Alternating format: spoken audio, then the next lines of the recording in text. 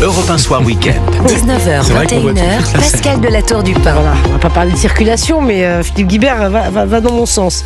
Je voudrais qu'on revienne un instant, évidemment, sur l'actualité de ce soir, les détails qui ont été donnés par le procureur sur le profil de l'assaillant, ce gamin, 16 ans, qui donne 57 coups de couteau à une jeune fille qui décède. 3 autres aussi ont été blessés.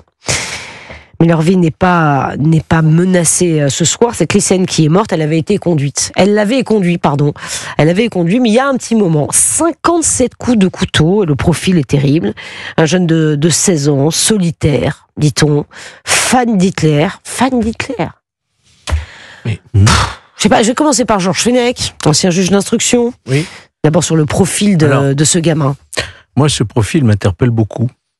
Je vais parler avec beaucoup de prudence et vraiment, je n'ai pas accès au dossier, donc c'est un ressenti, si vous voulez. Vous savez que j'ai présidé, moi, la Mivilude, la mission interministérielle de vigilance et de lutte contre les dérives sectaires. Ouais.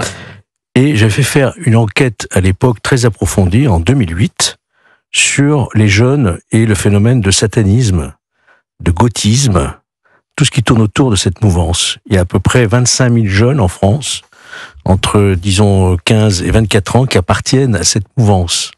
Une mouvance qui s'habille en noir, qui est sombre, qui a des idées extrémistes, complotistes, et qui se font des scarifications. C'est pour ça que ça m'a tout de suite... Il s'est scarifié, vous avez raison. Il faut expliquer, Georges Fenech, pourquoi vous expliquez ça. Il s'habille en sombre. Il y a un rituel dans son affaire. Il y a un mail, je veux dire, il y a un message qu'il envoie, un texte qu'il envoie au lycée. Donc tout cela est ritualisé.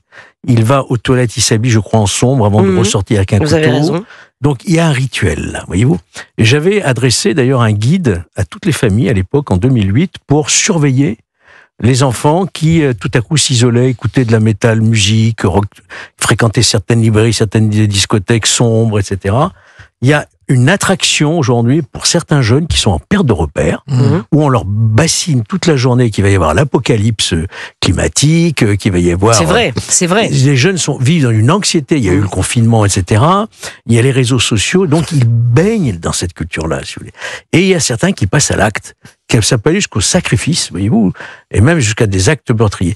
Moi, alors, encore une fois, je m'exprime là, en dehors du dossier. Bien sûr, c'est intéressant ce que vous dites, Georges Fenech. J'avais fait une enquête. Très intéressant. Une enquête là-dessus, voyez-vous. Alors, est-ce que ce jeune, qui a 16 ans, révolue apparemment. Bien sûr, oui. Non, parce qu'au départ, on disait 15 ans. Non, il a 16 ans. Quand j'ai entendu le procureur dire qu'il encourt la perpétuité, les moins de 16 ans n'encourent pas la perpétuité. Ils sont les plus de 16 ans.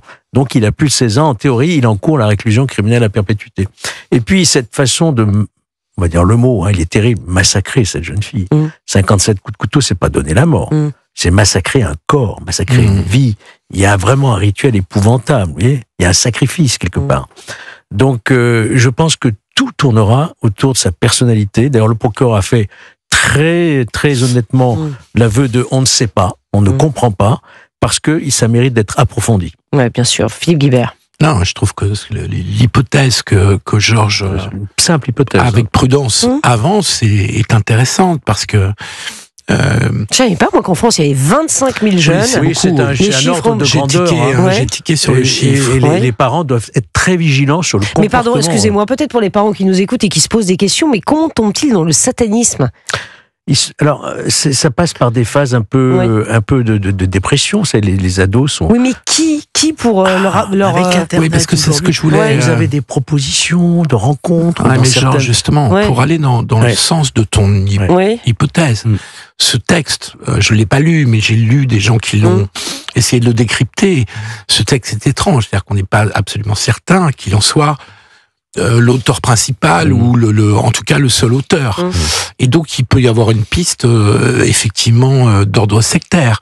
Une fois qu'on a dit ça, il faut d'abord avoir une pensée pour la victime. Bien sûr. Et pour sa famille. C'est l'horreur absolue qu'ils vivent. Mais l'acharnement du massacre dont vous avez parlé laisse quand même penser qu'il y a un grave problème de santé mentale. De toute manière, il est en psychiatrie ce soir. Oui. Donc ça, la question ne se pose pas, bien sûr.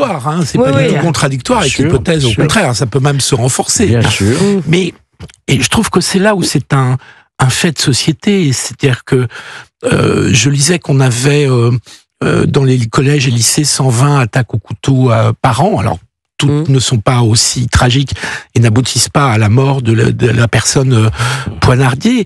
Mais d'une part, ce passage à l'acte n'est pas un cas statistique marginal. Bien sûr. Même si 120 par rapport à 2 millions d'élèves, c'est toujours beaucoup trop. Et puis d'autre part, la question de la santé mentale, Georges l'a évoqué. Depuis le Covid, tous les psys qui s'intéressent de près à la question signalent et soulignent une dégradation de la santé mentale en général. Un jeune sur 5, je crois. Des jeunes avec des tendances suicidaires dans certains cas. Et donc, là, on est face à un défi de la santé mentale d'une partie de nos adolescents qui est une question qu'on doit regarder. Et malheureusement, pas que des ados. Pas que la des santé ados, mentale en France, en général, c'est une catastrophe. On a abandonné la psychiatrie. Vous avez entièrement raison, Pascal. Pas que les ados. Et c'est un problème beaucoup plus large, la santé mentale dans notre pays. Mais tout de même, beaucoup de psy, moi j'en ai entendu, Marie-Estelle Dupont, par exemple, souvent souligne ce point, que le Covid a vraiment dégradé la santé des plus jeunes. Et donc, là, il y a un enjeu, j'ai l'impression je ne veux pas dire qu'on pouvait éviter un tel passage à l'acte. C'est évidemment qu'on ne peut pas, Rotaillot a raison de dire qu'on ne peut pas mettre un policier. Pardon, mais là, sur le passage à l'acte, la mère avait signalé. Oui, la mère avait signalé qu'elle était débordée par son adolescent. Et voilà. Et ça, elle n'a pas été assez écouté, Georges Fenech. Je pense que vous avez raison, et que je ne sais pas si on a les moyens aujourd'hui de prendre en charge la prévention de santé mentale de ces jeunes adolescents. Non, mais quand une mère dit, voilà, j'en peux plus, mon fils, je m'inquiète, il y a des fortes dérives, il n'y a pas des moyens, effectivement, pour aider cette maman, il n'y avait pas de moyens, Georges Fenech? Bien sûr qu'il existe des services sociaux, il existe aussi des départements, l'ASE, tout le monde connaît ça, des assistantes sociales qui viennent dans les familles. Il y a des prises en charge aussi dans des établissements spécialisés quand c'est nécessaire, mais il faut quand même bien reconnaître que c'est la grande misère. Ouais, c'est la très très grande misère. Ouais, c'est ça. Et alors en termes de psychiatrie, encore plus. On a ces dernières années divisé par 2 le nombre de lits dans les hôpitaux psychiatriques. Il manque de psychiatres dans les prisons, vous n'en trouvez très peu. Il y a des populations qui sont très atteintes. Il y a des troubles psychiatriques dans les prisons. C'est de l'ordre de 30 à 40% dans les prisons. Et pourtant, on soigne difficilement, sauf à part des neuroleptiques, et c'est tout ce qu'on sait faire. Mais ce que je veux dire par là, c'est qu'il y a une très grande misère, et c'est mineur. Quand il y a des familles monoparentales, comme c'est le cas, apparemment, dont la mère est débordée, s'il n'y a pas une cellule dédiée quelque part, notamment au lycée, au collège, pour prendre en charge ce type de personnalité et l'orienter de manière très très prématurée, très très en amont, on risque effectivement d'avoir ces passages à l'acte. Donc c'est là la réflexion et le fait de société dont parle Philippe Guibert. Moi je le partage aussi. Il faut qu'on se préoccupe de ces jeunes adolescents qui sont en perte de repères, et qui sont capables, vous savez, le suicide des ados, c'est très documenté, il y en a plusieurs milliers par an, vous savez. Oui, et ça a augmenté, c'est tragique, ça a augmenté depuis le confinement, depuis le Covid. Mais pour aller dans votre sens, moi j'ai trouvé que les réactions politiques sur la question des portiques... On va en parler, attendez, on va en parler dans un instant. Mais on va parler des réactions politiques. J'aurais attendu des pouvoirs publics justement une insistance sur cette question de la santé mentale, dont encore une fois tous les spécialistes disent que c'est une priorité absolue, en particulier pour les adolescents. Mais ça on va en parler effectivement, parce que la politique a pris le relais, mais il ne s'agit pas avec des polémiques responsables de quoi que ce soit. Non, il faut trouver des solutions. En revanche, il faut trouver et proposer des solutions. Georges Fenech, l'histoire de ces adolescents, les coups de couteau, pardon, parce que les coups de couteau, c'est devenu monnaie courante. Ouais, 120, alors là, c'est un cas très particulier. Par an. Mais on en a parlé ici même dans cette émission. Souvenez-vous, Thomas. Exactement. Alors, il y avait un but.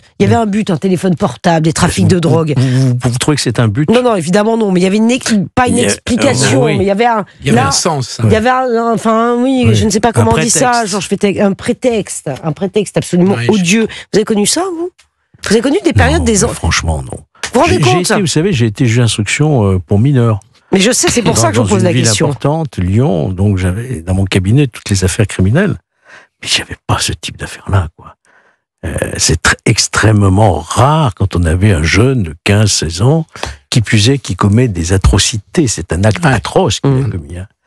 Et parallèlement, en dehors de la psychiatrie, ces jeunes qui deviennent des tueurs à gages à 14 ans. Non, on n'avait pas ça. Ouais. En ce sens qu'il y a eu une sorte de descente aux enfers de notre société qui n'a pas été capable de voir cette pente glissante dans laquelle sont tombées toute une partie de notre jeunesse, et on se demande si elle peut être récupérée, quoi. Voilà, c'est un défi pour notre société.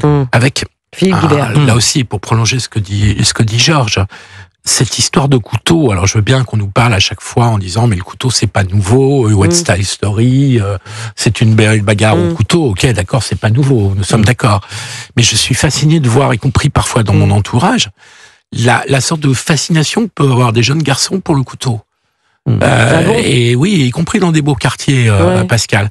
Et donc, il y a quelque chose là qu'il faut cerner, parce que dans la société que décrivait Georges de descente aux enfers, où à l'évidence la société dans son ensemble est devenue plus violente, il y a un phénomène particulier chez les jeunes, et chez même les très jeunes. Vous avez évoqué la violence qui est d'une toute autre nature, mais enfin qui est aussi mortelle, des jeunes qui participent au trafic de drogue, qui diffusent une culture de la violence. Mais c'est certainement pas la seule explication. Il y a à l'évidence une fascination.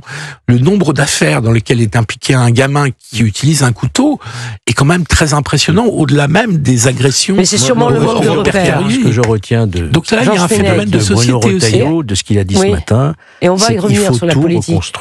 Mais il faut tout reconstruire. On va en parler. Vous savez quoi ? On va en parler, messieurs, tout de suite sur Europe 1. Écoutez, on va écouter ce qu'a dit Bruno Retailleau. On va parler de la proposition de François Bayrou, d'Elisabeth Borne aussi, pourquoi pas. C'est tout de suite sur Europe 1. Il est 20h43.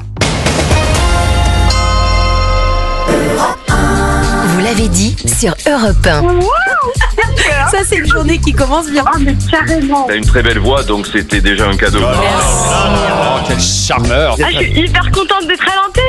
Et je voulais vraiment dire aux gens que l'accueil que vous faites est très sincère. C'est incroyable, vous êtes une sacrée équipe. Quand on parle avec les gens, c'est merveilleux. C'est vraiment plus qu'agréable, on peut pas faire mieux là. Merci à votre équipe et merci Europe 1. D'écouter Europe 1, la radio libre. Europe 1, la radio libre. Le délit d'initié est interdit en bourse, mais autorisé et même indispensable pour gagner aux courses. Toujours bien informé, le journal Le Vénard s'engage à rembourser 100 € par jour à chacun de ses lecteurs si ses pronostics ne sont pas à l'arrivée. Avec Le Vénard, pas de blabla, des résultats. C'était un communiqué de Thierry Léger, directeur du quotidien épique Le Vénard. Roland Garros. Bientôt sur Europe 1, radio officielle. Pour célébrer son 3 millième numéro, l'opinion a demandé à une 60aine de personnalités d'écrire sur un thème central dans une France qui doute. Oser en 2025. Artistes, politiques, économistes, scientifiques, entrepreneurs et grands patrons donnent leur vision de l'audace, du courage, du risque. Un numéro spécial disponible en kiosque toute cette semaine. Europe 1, le journal permanent. Il est 20h45, le journal permanent Maël Hassani sur Europe 1. Solitaire, suicidaire, fasciné par Adolf Hitler. Des précisions sur le profil de l'auteur d'une attaque à l'arme blanche dans un lycée privé de Nantes hier. La lycéenne tuée a reçu 57 coups de couteau. 3 autres élèves blessés sont maintenant hors de danger. Aucun mobile ne peut être évoqué de façon certaine, indique le procureur de la République. Gérald Darmanin fait part de son envie d'être candidat à la prochaine élection présidentielle. Le ministre de la Justice l'affirme dans un entretien accordé ce soir à La Voix du Nord, tout en promettant de soutenir le candidat de son camp qui sera le mieux placé. Pour le moment, seul le patron d'Horizon, Édouard Philippe, a explicitement fait acte de candidature. Le cercueil du pape François est maintenant scellé. La basilique Saint-Pierre de Rome, où elle était exposée, est maintenant fermée au public. 250 000 personnes se sont recueillies auprès de la dépouille depuis mercredi matin, selon le Vatican. Emmanuel et Brigitte Macron se sont inclinés en début de soirée. Les funérailles du pape auront lieu demain matin. Le tribunal de commerce de Rennes vient de trancher. L'offre de reprise de la fonderie de Bretagne par le groupe français Europlasma est validée. 266 emplois sauvés sur les 295 CDI existants. L'entreprise spécialisée dans la fabrication de pièces pour l'industrie de défense était en redressement judiciaire depuis 3 mois.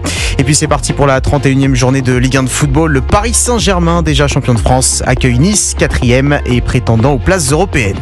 Merci beaucoup Maël Hassani. Je vous ai vu réagir et c'est vrai que c'est intéressant. Gérald Darmanin, candidat à la présidentielle. J'ai envie de dire quelle surprise. Non, Georges Fenech. Moi, je connais Gérald Darmanin. Je sais quelle est son ambition. Oui, bien sûr, il a le droit. Ça ne m'étonne pas. Et il a le droit, encore une fois. Bien sûr. Tout homme politique qui a de l'ambition, moi, je trouve ça positif. Oui, pourquoi maintenant c'est moi aussi. Parce qu'on est à moins de 2 ans d'élection présidentielle et ça se construit La une image. présidentielle, j'ai envie, j'y travaille, dit-il, effectivement. Ça se construit une image de présidentielle. Mais il a l'avantage politique d'être en fonction, d'être ministre, et pas de n'importe quel ministère, qui est le ministère de la Justice. Oui. Et donc on attend plutôt de lui qu'il après avoir été à l'intérieur, bien sûr, donc deux gros ministères. La démonstration de l'efficacité de sa politique. Il l'a démontré quand il était à l'intérieur. Oh, oui, enfin, d'une certaine manière. Un petit peu discuté. En tout cas, il était apprécié par ses. Oui, absolument. Oui. Mais donc c'est pas une surprise et tout le monde savait bien qu'il. Non, mais pourquoi maintenant? C'est quand même fort une annonce. Mais candidat à la présidentielle. Mais ceux qui veulent pas le déclarer, mais qui sont. Oui. Il y a déjà, on les connaît, on sait déjà un certain nombre. Moi, j'en connais au moins 7 ou 8 qui sont déjà plus ou moins déclarés. Que ce soit du côté du Rassemblement national, on le sait, Marine Le Pen, si elle est empêchée, on le sait, Bardella, Édouard Philippe, on sait que ça se joue entre Retailleau et Wauquiez. Voilà, on sait que Xavier Bertrand aussi le dit à demi-mot. Mais il a toujours dit Xavier Bertrand. Oui, mais c'est ça. Voilà. Et puis à gauche, je pourrais vous en citer d'autres. Donc on sait très bien. Puis, non, mais là, il le dit formellement, Gérald Darmanin, ce soir. Et puis Mélenchon. Oui, là, apparemment, c'est pas une déclaration officielle. Écoutez, quand on dit la présidentielle, j'y pense, ça fait penser un peu à. Oui, mais Nicolas Sarkozy, j'y pense en me rasant le matin devant la glace. Moi, ça me fait penser à ça. C'est différent entre j'y pense et je suis candidat. C'est différent. La présidentielle, j'ai envie, j'y travaille. Oui, mais c'est pas je suis candidat. Il ne s'est pas déclaré candidat, mais il déclare une intention d'être candidat. Oui, moi, je me souviens d'Emmanuel Macron, quand il faisait ses marcheurs au début, etc. On comprenait bien. Puis un jour, il est allé dans ce hangar, vous vous souvenez, il est monté sur là, il a dit je me déclare candidat à l'élection. Oui, bien sûr. Il l'avait dit solennellement. C'était 6 mois avant c'était en novembre 2016. Oui, alors peut-être qu'il estime qu'il pourrait y avoir une élection anticipée. Oui. Vous pensez que c'est pour cette raison? Je pense que ça trotte dans la tête de tous les candidats. Ouais. Une élection évidemment. Philippe Guibert, vous y croyez à l'élection? Si François Bayrou tombe lors d'une motion de censure, se posera vraiment la question. Se posera la question d'une nouvelle dissolution, surtout, Georges. Moi, je suis fasciné par les personnalités politiques qui sont obsédées par la présidentielle, alors que si, d'aventure, c'est une probabilité, une possibilité, une probabilité. François Bayrou était renversé, par exemple, à l'automne, par exemple, sur le budget. La suite logique, c'est pas une démission du président de la République, c'est une dissolution. Sauf que si vous faites une dissolution, vous n'avez pas de majorité derrière parce qu'il n'y aura pas un changement politique. S'il y a une nouvelle présidentielle, un nouveau président avec la nouvelle légitimité, derrière, il aura sa majorité. C'est toute la différence. Oui, mais je vois pas comment vous pouvez obliger Emmanuel Macron à démissionner. Mais je n'oblige personne. Je dis que c'est un scénario qu'on ne peut pas exclure. Mais Emmanuel Macron n'a pas du tout envie de démissionner. C'est pas une question d'avoir envie. Il y a un moment où les choses s'imposent. S'imposent à vous. Il y a des décisions dans l'intérêt supérieur de la nation. Oui, mais ça, faut en avoir comme conscience. Le général de Gaulle en 1960, quand il dit qu'il doit partir dans l'intérêt du pays.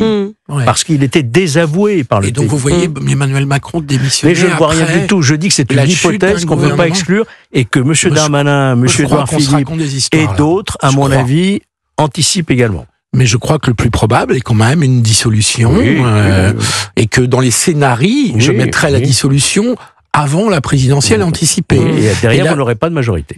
Qu'est-ce que vous en savez, Georges? Ça serait une dissolution d'une toute autre nature que celle que nous avons connue en juin 2024. Ça serait une dissolution qui serait consécutive à la chute d'un gouvernement et sur un projet de budget qui est quand même un sujet important pour la France. Je sais bien qu'il y a d'autres sujets, mais enfin quand même. Et donc tout le monde devrait se positionner. 40 milliards d'économies à faire, qui sait le faire? Je ne sais pas. Donc enfin en tout cas, ce scénario-là me paraît plus probable, bien sûr. Probable qu'une présidentielle anticipée.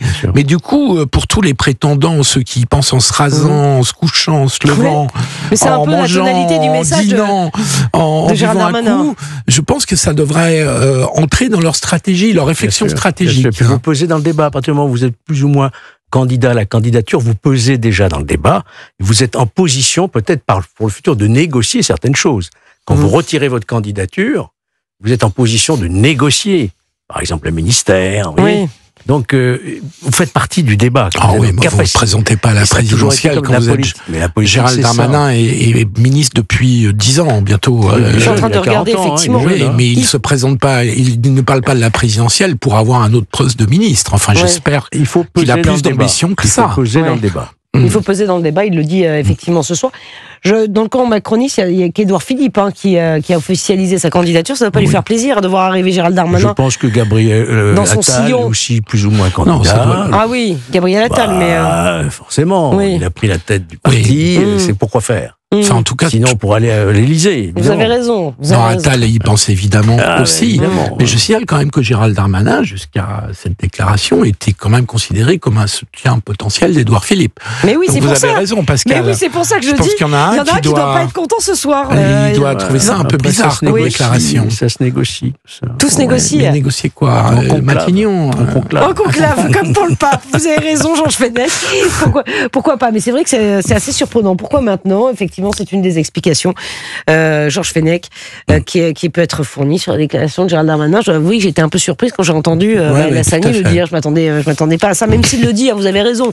Il avait dit qu'il participerait à la présidentielle d'une façon ou d'une autre. Bon, il va être un acteur, mais ça, il va y participer d'une façon ou d'une autre. Même s'il n'était pas candidat, il serait un acteur politique important, bien entendu. Bien sûr. Bon, un mot peut-être avant de retourner voir Maël, d'avoir le journal de 21h, un petit mot sur l'ensauvagement qui a été évoqué par Bruno Retailleau pour revenir effectivement à cette affaire épouvantable de Nantes, ensauvagement de la société, il faut tout reconstruire, ce que vous disiez Georges Fenech. Je ne sais pas, on a le temps d'écouter Bruno Retailleau? Écoutez-lui juste. Je pense que ce n'est pas un fait divers, ce drame, cette tragédie, c'est un fait de société.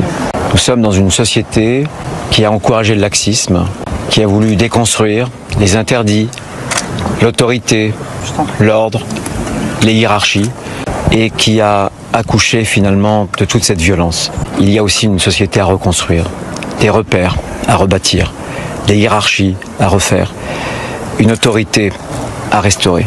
C'est une question qui nous est posée collectivement, les familles, l'école, la société. Ouais, alors Georges Fenech, vous étiez d'accord avec ce que disait Bruno Retailleau? Moi je constate avec vraiment un certain effroi de voir que notre société ne protège plus en réalité et qu'on a inversé les rôles. Ce sont les enseignants qui ont peur des élèves. Ça devrait être quand même le contraire, l'autorité de l'enseignant. Ce sont les gardiens aujourd'hui, les surveillants pénitentiaires qui ont peur des narcotrafiquants qui s'attaquent aux établissements pénitentiaires. On a un renversement totalement des choses. Et donc, quand Bruno Retailleau dit qu'il faut rétablir l'ordre, reconstruire l'autorité, il a raison. Il faut reconstruire l'autorité dans ce pays. Georges Fenech, oui, ça prendra du temps. Non seulement ça prend du temps, il faut une volonté surtout. Mais ce n'est pas qu'un phénomène politique, c'est une évolution culturelle, sociétale, profonde. Je trouve que Bruno Retailleau vise trop large par rapport à ce dont on est en train de parler. C'est pas mai 68 qui explique que des gamins mettent des coups de couteau, de 57 coups de couteau pour assassiner la jeune fille, avec la pauvre jeune fille avec laquelle il espérait une relation.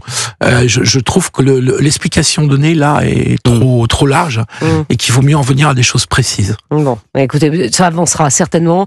Comme la santé mentale, justement. Non, mais la santé mentale, c'est terrible. Il faut vraiment faire une priorité, vous avez raison. Oui. Et pas que. Merci beaucoup en tout cas. Merci à vous. Merci beaucoup Georges Fenech. Merci beaucoup Philippe Guibert. Il est 20h55.